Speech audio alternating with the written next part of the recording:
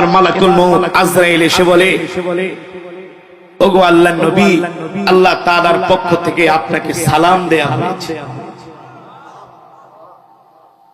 আপনাকে সালাম দেয়া হয়েছে। আমি আপনার জান কবজ করার জন্য আসছি, তবে শর্ত দিয়া দিয়েছে আল্লাহ তাআলা। সুবহানাল্লাহ বলেন। আল্লাহর নবী জিজ্ঞেস করলেন, কি শর্ত? বলে, যদি অনুমতি দেন জান কবজ করব, অনুমতি না দিলে খালি হাতে ফিরে যাব। একমাত্র আমার নবীর ক্ষেত্রে আজরাইলকে এই নির্দেশ দেওয়া হয়েছে যে আমার হাবিবের অনুমতি নিয়ে জান কবজ করব। ঠিক কিনা বলেন? আল্লাহর নবী বলে, আজরাইল, তুমি তো আসছো আমার জান কবজ করার জন্য, আইনা আখি জিবরাইল, আমার ভাই জিবরাইল কোথায়? বলে, কেন? বলে, তুমি তো আমার জান কবজ করবে, আমি তো দুনিয়া থেকে চলে যাব, কিন্তু এখনো আমার রবের সাথে একটা কথা বলা বাকি আছে।